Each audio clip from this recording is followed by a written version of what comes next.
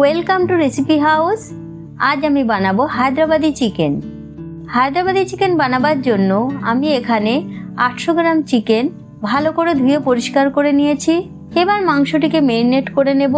তার জন্য এতে দিয়ে দেব 2 চামচ আদা রসুনের পেস্ট, 1 চামচ লেবুর রস, 50 গ্রাম ফেটিয়ে রাখা টক দই, 1 চামচ করে হলুদ গুঁড়ো, লঙ্কা গুঁড়ো, জিরে গুঁড়ো, ধনে গুঁড়ো আর কাশ্মীরি লঙ্কা গুঁড়ো। এরই সাথে দিয়ে দেবো কুচিয়ে ভেজে রাখা 2 থেকে 3টি পেঁয়াজ, পরিমাণ মতন নুন। এবার এই সব কিছুকে ভালো করে মাংসের সাথে মাখিয়ে নেব।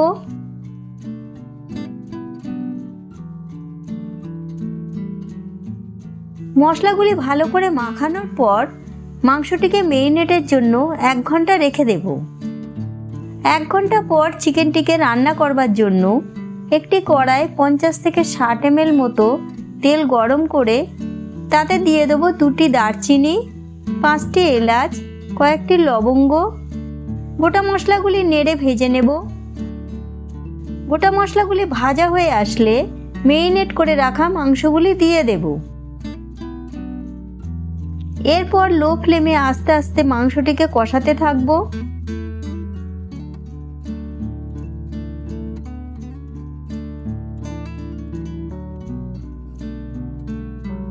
এইভাবে 5 থেকে 7 মিনিট কষানোর পর এটিকে ঢাকা দিয়ে লো ফ্লেমেই 8 থেকে 10 মিনিট ফুটিয়ে নেব।